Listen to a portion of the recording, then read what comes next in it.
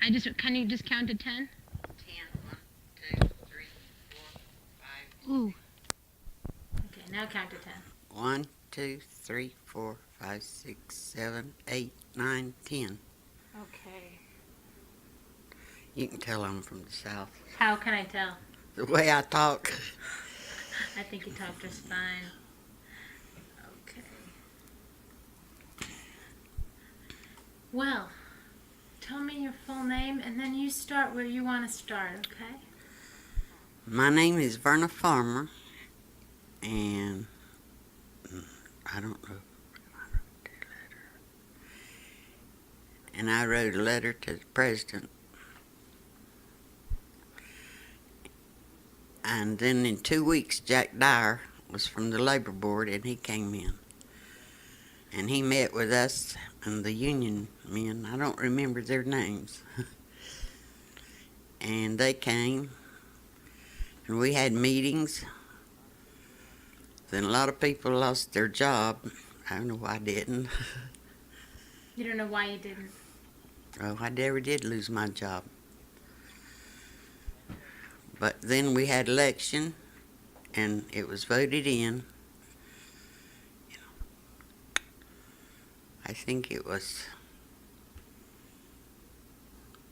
70-something to something. Could you tell me when you started to work in the mills and how your family came to be in this area, the name of the mill? Can you give me a little background? Well, I worked it when I was 14, went to work in the mill. And then my dad was supervisor, Miles Cloninger. And it was very good work right then. What year was that when you were 14? I don't remember. Okay, when were you born? 1916. Okay. So it was 1930 when you started working? Yeah, Okay. 1930. And I went to work at the Acme Spinning Company. Now it's Parkdale In Belmont?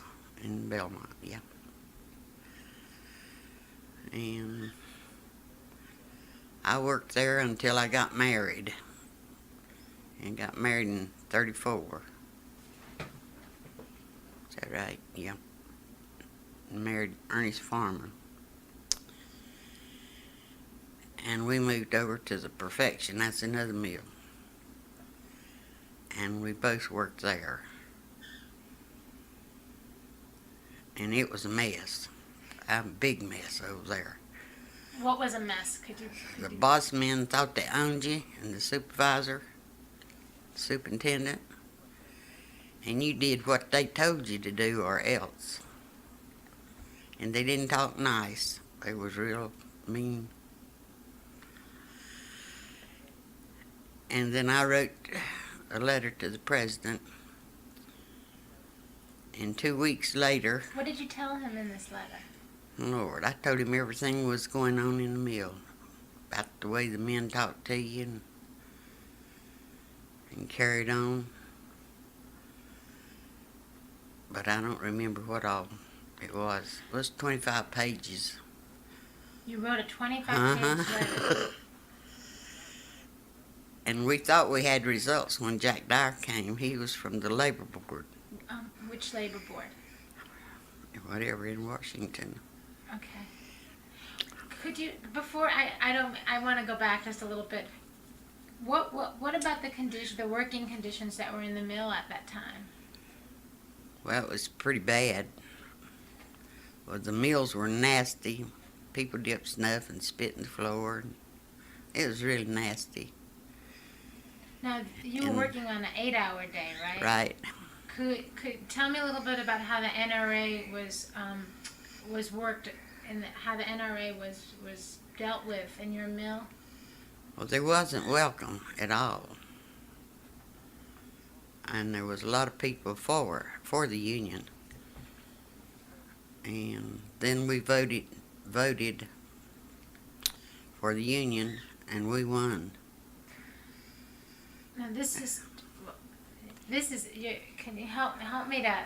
You voted for the union after the strike, or before? Yeah, after. Okay, so we'll get to that because we need to. If we could go just a little step by step.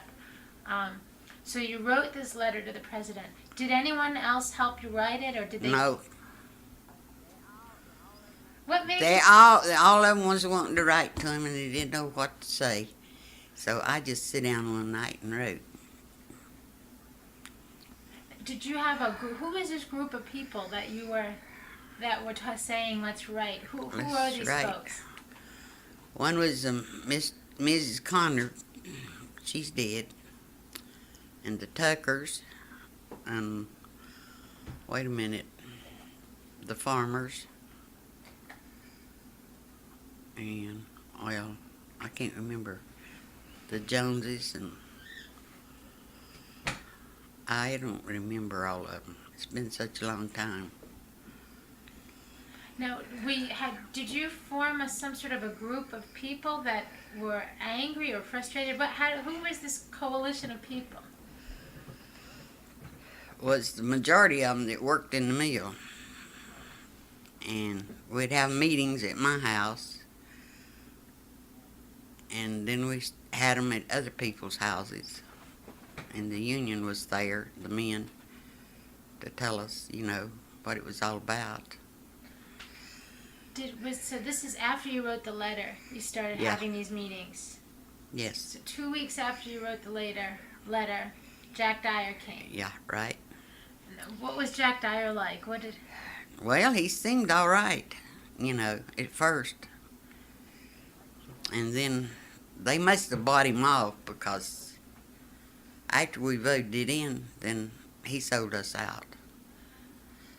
Now, did Jack Dyer work for the union? No, he worked for the Labor Board Okay. in Washington. He came out of Washington. And he came to investigate? Right. So who did he contact when he came to the community? He contacted the Stows and the Linebergers because they owned all the textile plants around here. Did he come to see you? Who? Jack Dyer? You're right. He came to my house. He ate dinner with us. And did he want you to? What did you all talk about? We talked about what was going on down at work, and he said, well, we ought to win, something had to be done. But then after the union was voted in, there wasn't anything done. Then they laid off all the older people. Talked to them like they were dogs. It wasn't even nice to them. And it made me mad, and I got mad all over. Because I don't like people talking to old people. Mean. Wasn't no use in it.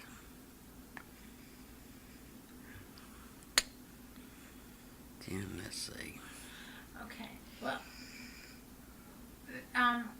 did Jack Dyer come before the strike?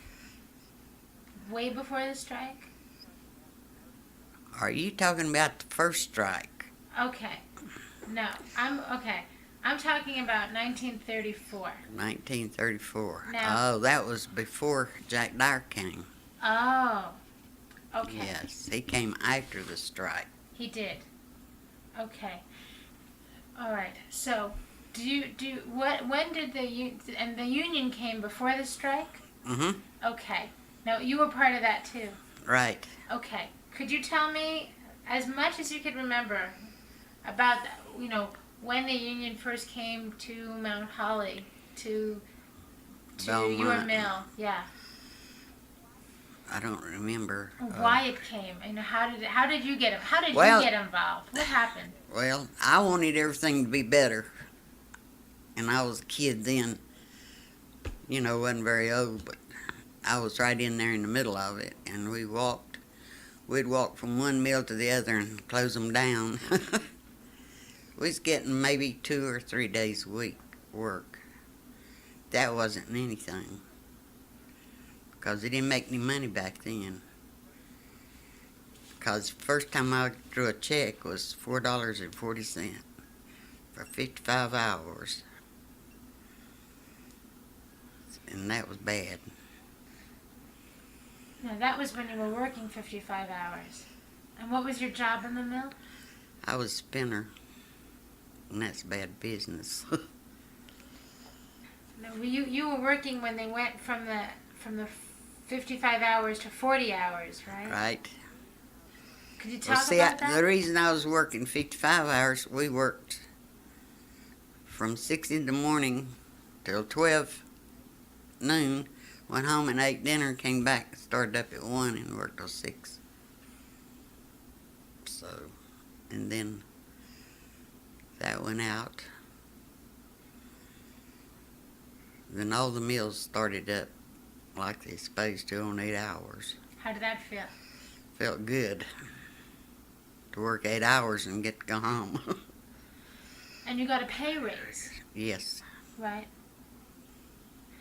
Now, the activity. Now, as I understand it, what happened in that there was one of the ways that the mills addressed this issue of more money and higher hours was to do the stretch out. Right. Did that happen here? I don't remember. It's been such a long time. But it got better there for a while after everybody decided they wanted to make more money and they wanted a better living. Because people had big families back then, and one person couldn't make a living for his family. But I was in on it. Now I don't know what else. So when did it started to get better? You worked 8 hours a day and you made 30 cents an hour, I suppose, Yeah. right? Now, did your mill comply with that? How did Perfection did Perfection comply with those rules? Yes. So why unionize? How did that come about? Well, these men talked everybody into it. How good it would be, and they did feed a lot of people. The union did. And I just thought it was great, so why not? Now, were you in on it? I know that this strike in 34 happened in September. Mm-hmm. So they must have been organizing a union prior to September, right? Yeah, there was a little house down on the road, and that's where we met for that union. But I don't know how it turned out. There's a lot of people got killed and down in Belmont, East Belmont. They called out the National Guards to settle everything down, and they killed a man on the front porch. And I was running. Were you there? Yes, and I was running. Everybody else was running, so I went home. Now, wow. So you witnessed you were a participant in all of this. Right. Okay. Now, I don't know. I have yet to understand what it was like in each mill. What how they organized people to want to have a union in the beginning prior to 1934. Well, we passed out little papers so they'd know where the meetings were going to be and when. Did you do that? I helped. And they came. They came to my house, and then they liked what the union men were saying so good, till how good it would be, till they started having meetings at different people's house. Now, this was just for your mill. Yes. Now, how did you become someone were you a leader, would you say? No, but I don't really know who the leader was, but I was in the middle of everything. Me and my husband. If he was living, he could tell you plenty. But he's been dead since 1980. No. What gave you and your husband the drive or the courage to get involved? Well, I guess it's the way these guys came and talked to us. And we were really involved. Do you know where these guys were from? No. Charlotte? No, they wasn't from around here, from up north somewhere. I don't know where at, but I really don't. Did they spend a lot of time here? Yes. They stayed for a long time down in Belmont in a hotel or motel. See, they were going from us to the other people and the other meals. It was a mess. It was bad. But I just stuck with it all the way through. What were the things that you were? What did you think the union was going to do if you got it in? I thought this was gonna make everything better. And promises, and they're all broken. What were the things that you were fighting for?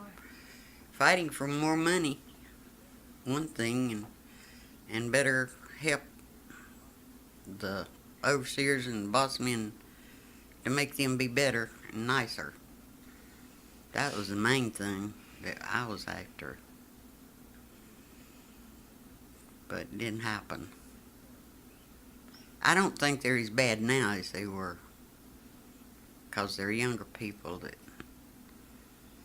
are the overseers now, and the bosses. Now, do you remember what occurred right before that strike in September? How organized was your plant? How many people were coming to meetings? What was happening? Well, the place was always full of people. I don't really know how many there were, but they was more for the union than there was against it. Maybe 35% against, and the rest. Now, how did the mill respond to all this early organizing? Well, the ones that was against it wouldn't speak to you. And they'd always been my friends, but they wouldn't speak. So, that's the way it went. And do you remember when they decided to call that national strike? No, I don't know what. You remember going out and I working remember on it. walking in, yeah. How did you all get alerted to it? Do you know? Was it on the radio, in the newspapers? Did you have a big meeting? No, we just had meetings, and they'd tell us where they was going next morning, and we would all get together, and here we'd go, marching. We marched. Do you remember where you marched to? We marched from the Acme to East Belmont. Then we walked over to Superior Yarn in Mount Holly. And all the people would just walk out when we'd... So you actually went and shut down these mills? Yes. How did that feel? Well, it felt great to think there's so many, that was for it. The ones that was against it stayed in the mills. The rest of them came out, and we'd all just start marching again somewhere else. Even to the hosiery mill. Did you go to the Parkdale mills? It wasn't Parkdale then. It belonged to the Linebergers. It was the Acme and Perfection and the Lintford and Superior Yarn. And what was the name of it? Did the women take an active role other than yourself? Yes. Talk about the women's participation. Tell me about that. We walked and hollered and carried on like fools. I see it now, but back then we was just after something. Get something started, I guess. But I don't remember. I can still see walking, you know, us walking and walking. Because didn't many people have cars back then. And you did this every day? For how many days? Every day anybody else went. I don't know how many days, but it was for months. Well, the strike, I know, lasted for 3 weeks. Yeah. But we kept going, trying to get everybody to join the union. Afterwards. Even after this. So when the strike was finished and they opened up the mill, do you remember when the mills started up again? How did you feel about that? I thought it was great. They started up and let us work, make more money. But the strike, did it feel like you had Felt you like got we had what you won. wanted? Did it? Yes, Why? because it was just better. When you came back after the strike? Then everybody was all right. The people that wouldn't speak to us during that time, during the strike, well, they got friendly again.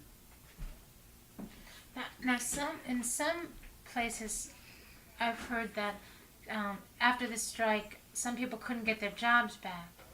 That's right. Now, The older people. But I still had mine. Even though they didn't want to let me work, but they didn't have no reason why. were you frightened about being public about your union involvement? No, Why not? I just wasn't. I thought I was doing what was right. And when you do anything right and you believe in it, well, that's the way to go. And I'd still do it. Even though I don't work anymore. Now, so well, I have some pictures of that period of time, and that might help bring up some memories, okay? Okay. Does that name ring a bell? Albert Henson? Yes, he's dead. Who was Albert Henson? He was our friend. Was he from your area? Uh-huh. Was he from Perfection? Yeah. Really? Now, Albert was an organizer, wasn't he? Yes, he was right in the middle of it. He was a very outspoken guy. Yes. Did you work with him?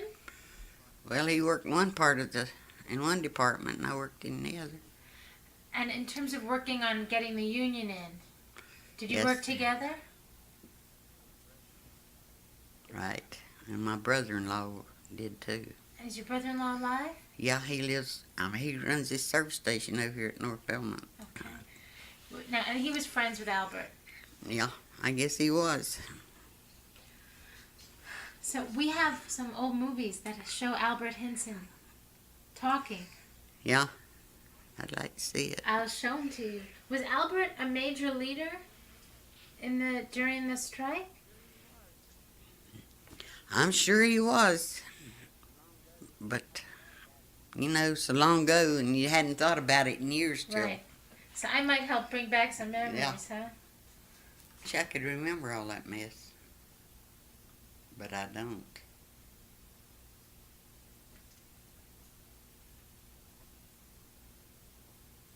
Let me show you some pictures. Let's see. He's been dead a long time. Did Albert stay in this area? So he was born here? I guess. And he worked in Perfection Mills. Right. He wore little glasses? Mm-hmm. Sort of blondish hair. Yeah, Small guy.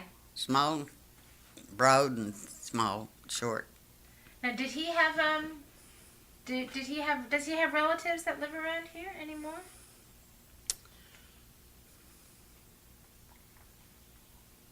Let's see. I think, well, one of his daughters lives in Fayetteville. Was she alive then? Yeah, How old was she back then? she was just a little girl. Does she work in a mill? No. I think they're all dead but her.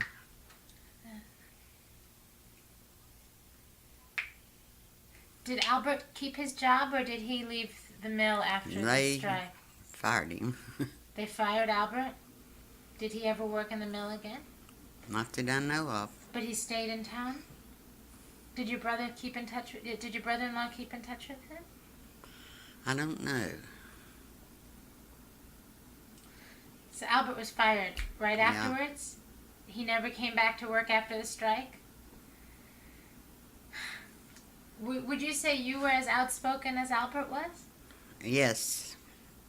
Did you ever make speeches in front of a crowd? Well, wasn't really speeches. I'd just tell them what I thought and went on with that. But you got to keep your job. Yes. Sure did. And your husband? He got to keep his job too. Did they ever tell you, did they ever warn you? Yes. What did they say? If we didn't get the rest of them to pull out of it, they was going to fire us. And they did lock my husband up. And said he was driving drunk and he was parked and asleep in the car. And they sent me word if I'd pull out of the union, then Mr. Stowe would, or Lineberger 1 would get him out of jail. I said, okay. And knew I wasn't going to do it all the time, but he went out and got him out of jail. You knew you weren't going to pull out of the union? I knew I wasn't. Then everybody started talking to me, the ones that had been where they wouldn't speak. What did you do? I just pass them up. 'Cause I don't want friends like that. And did you quit the union? No. No, I was bullheaded, I guess. Now, when did this incident happen? Was it right after the strike? It was right before we voted. Do you remember what month or what year you voted? No. I sure don't. Did you save any of the documents? Did you have an office and did you keep letters and documentation? No. Did you have a local? Was there a number for your a local number for your group? It was, but I don't remember what it was. Okay, I might have that. If I showed you the number, you think you'd remember? Yeah. Okay. Sit around and don't do anything, I guess. So your whole family was involved? Your daddy? Yeah. What about your mama? Well, she never did work, but she didn't say anything against it. What was your daddy's job at the mill? He was over the work machines. And your husband? He was a dolpher in the spinning room, twist room. And you said that you and your husband would split up each day? Yes. Well, so that at night you could talk? Yeah. What, did they have meetings every night after one of these days? Most every night, at least 4 times a week. And then 3 of us would meet with them at a restaurant. Would meet with the... Union men at the restaurant. Was that generally you? Yeah. I was one of them. Who were the other two? It was Craig and Margaret Davis. And she said she wasn't working, and she was. Because I remember her very good. Craig is your brother-in-law? Uh-huh. Now, did you all have different sections of the mill that you were trying to organize too? Yes. So you did the spinning room? And who was Craig trying to organize? I can't remember what he did. But we called my husband Shorty. He was in the twister room. And I was in the spinning room.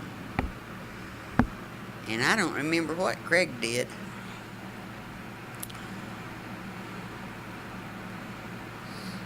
And what did Margaret Davis do? She was a spooler hand. Was that part of the objective was to get different people who had different jobs? I guess. So she worked at one end of the mill, and I worked in the middle of the mill. And my husband worked at the end of where she worked. And Greg worked somewhere else? I think so. I'm not sure what he did in the mill. Then they all... After it was over, it was it. After the strike, you mean? Mm-hmm. But you all kept on organizing.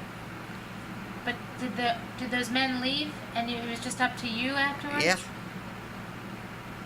Just up to us. And they laid off all the older hands. What? And talked to them like they were about the lowest things that ever walked. Now, I'd get in a fight. I was mean back then. I'd fight them. What did you do? Go out in the office, talk to them, tell them what I thought about them, and how dirty they were. And you don't talk to old people like that, and little children. You got to be good to old people and little children. Now, were these old people that had gone out on strike that they fired? Yes. Okay, these weren't old people that were scabs. No. No, they were the ones that was for the union. And were those people evicted from their homes? Yes. So you knew a lot of people that had to leave the mill village? Yes. Did they ever come back? No. They went somewhere else and went to work. Do you know what? Did you keep in touch with any of them? Just a few that was my best friends. I kept in touch with them. Now they're all dead. I don't know why I'm still living. Oh. So who took charge of trying to get the union in the mill afterwards? It was you? Me and my husband. And Can you talk closer? Oh. Yeah. Chick Willis. Chick Willis? Right. And Craig Farmer. Is Craig's name C.J. Farmer? C-R-A-I-G. Was his initials? They weren't C.J., were they? No. It's Craig Henry. C.H. Farmer. Yeah. So it was you and your husband and Yeah. Craig Farmer and Chuck Willis? Yeah. Oh. But we never did get anything done after we voted it in, and How did you get to vote? That must have taken a lot of work, though, to vote it in. well, we did. Could you tell me about the work that you did? We were talking our heads off all the time. Sound like one of the union men, you know. And it was a mess, but Now, this was even after everybody was fired. You kept on working. yes. I I mean- worked there till 51, and I just walked out one day and didn't go back. But I guess what I mean to say is, this after the strike and people were fired, your husband was locked up. Yeah. They told you if you got out of the union, They'd pay him out, and they did. and at that point they thought you weren't in the union anymore. Right. But what was really happening? I was really talking to the union people and to the people that worked in the plant. Did they know that? The No. mill owners? So at that point, They thought everybody I was talking to, I was talking them out of voting for the union. That's what they thought. I had them convinced. I did. And then everybody else started talking to me. The ones that had got where they wouldn't speak, then they started talking to me. And I just talked to them like the union was over and all that. And then when I got with the other crowd, it was already there. But then we got sold out. Now, did you have to make a petition to have the election? How did you get the mill to even honor an election? Well, I don't know how that was done, but it was done in the mill. And the union men and labor men was there, and they counted the votes. Oh, that darn hell. He said he might come get me early. Why? He said might get off work early. Now, do these women look familiar? No? Their names are on the back. What's upside down? It says Mrs. Engel and Mrs. Cloninger at the relief station. That's another Cloninger. Now, your maiden name was Cloninger, right? But then, Is that I don't kin know. to you? No. She has, I'll tell you, Mrs. James Cloninger. She's from Kingdom Mountain. The She's- James Cloninger I know. She's still alive? No.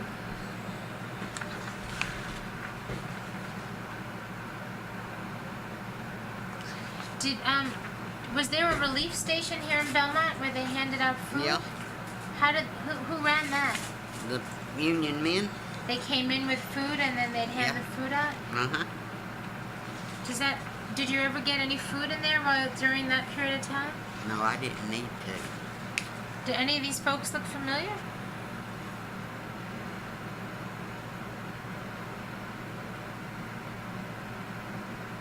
Not really. Okay. That day? I was there. What happened? When they started using those bandits, I run. We got on the railroad track and we ran till we got home. Was there, how did that, I mean, just out of the blue, did you all march down there for a reason? I guess to close the mill down.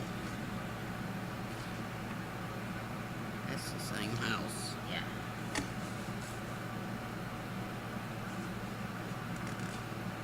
Now, there are names of all these folks on the back. Yeah. I'm gonna look at the back of this one.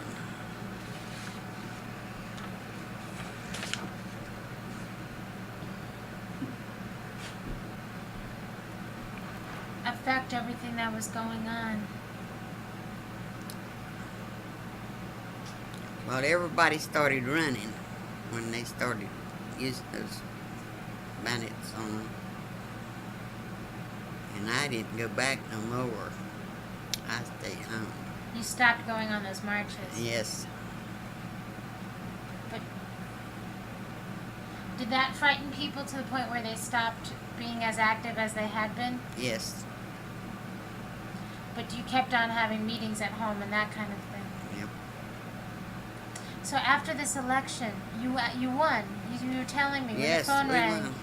That the labor board person was there and a union official was there. And did the mill try and persuade people not to vote? What did the mill do? They tried to get everybody not to vote. How did but they frighten didn't. people? Yeah, they frightened How you. did they do that?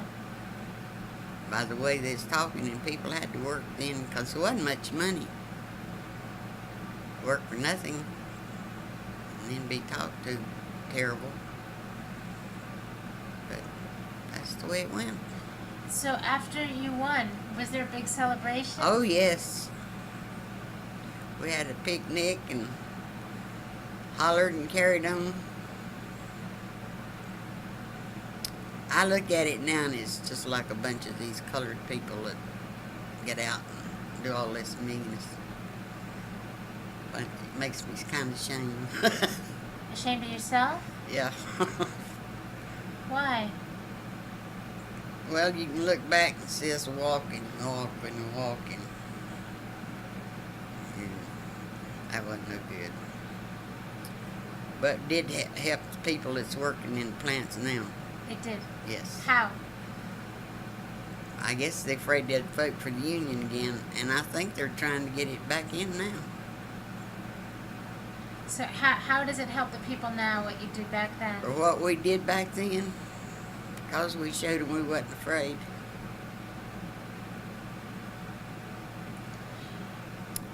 But I wouldn't do it again. Of course not. I'm too old to work anymore. But that's interesting. That you feel like you showed the young people that you weren't afraid? I could tell them. Yes. Well, that's exactly why we're making this movie. Because you know what, though? The young people don't know that you ever did anything. That's right. That's why I'm asking you to participate, because the young people don't know. They don't know what it's all about, and they don't know how people lived back then. They don't know that you ever tried to organize in this town. And you tried, boy. I sure did. How many years did you give to that movement? At least 2, 3. Did you have literature in your house? Did you keep Yes. everything in your house? Was it like an office? No, it wasn't like no office. It's just in the living room.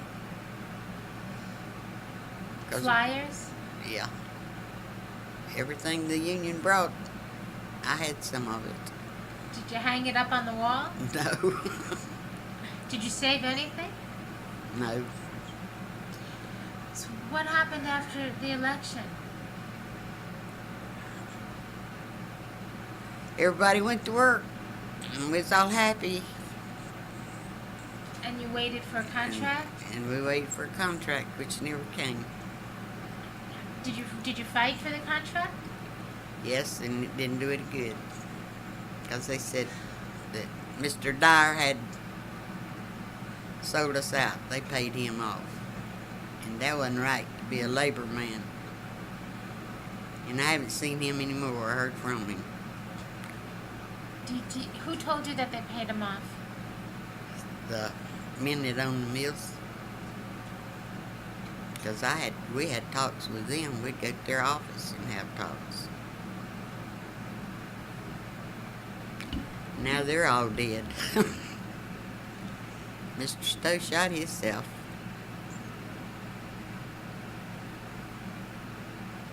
Down in his office. Wow. That was terrible. Poor old feller. And after you couldn't get the contract, what happened to your organization? It just went kaboom. Nothing left. Did you want to keep it going? Yes. Always.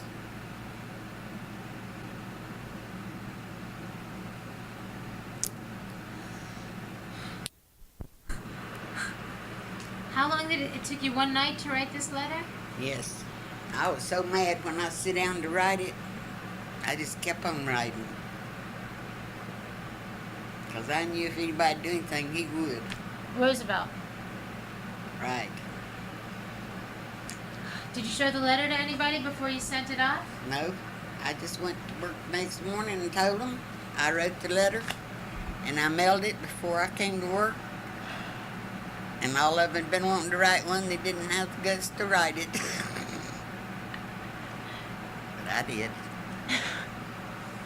Okay, Superior Yarn, Mount Holly. Well, this is to President Roosevelt. Foreman was the vice president of the union. Right. Did you ever get any communication from him? No. So she writes, on April the 10th, we received a letter from you asking for information concerning the wages of the weavers, spinners, and skilled workers. So we sent several of the pay envelopes to let you see just how the situation stood here. Recently, they gave me the 3 envelopes enclosed and had the hours checked to justify the code laws, but they were not correct. Each of the respective persons worked 24 hours and did not make enough to meet the minimum wage of 30 cents per hour. So the number of hours were supplied to show up as the code exacts. These are not all that shows the company's endeavors to comply with the Recovery Act at the expense of the employee and to retain their own rules and regulations, but you see readily that they are keeping the wage scale as low as possible. So she was reporting to him what was Yes. going on. What do you think about that? That's great. See, now, did you have anything to do with the other locals in the area? Did you No. ever all have a big meeting? No. Well, there'd be three of us go to the restaurant or somewhere and meet of a morning, maybe twice a week. Where was the restaurant? I was down at the Crossroads in Belmont, but it's not there anymore. Were those exciting meetings when you would get together? Yeah, They were. Huh? Okay, this is from S.A. Bullock. Bullock. Bullock. Did you know them?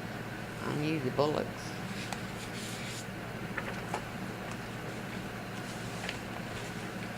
And they wrote about the Acme Spinning Company in April of 1934. They wrote 2 letters, as a matter of fact. And then this is from Local 2019 at Acme, and it's from S.M. Hollyclaw and Charlie Alexander. Oh, God, that was my Uncle Charlie. It was your uncle? Not really, but he and my dad were good buddies. So he was the president of that Union Yeah. Local 2019. He's not alive, is he? No. His daughter is. Ollie Mae. How old was she then?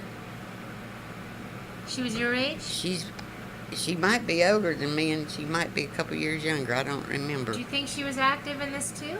I'm sure she was, because her daddy, he was the boss. He was the president of the local. Yeah, he was the boss of his family, too. He was a good man. Wow. Do you think you could tell me how I could get in touch with her? I think she lives over at Acme. Oh, it's Parkdale now. Over there in North Belmont, up on the new village.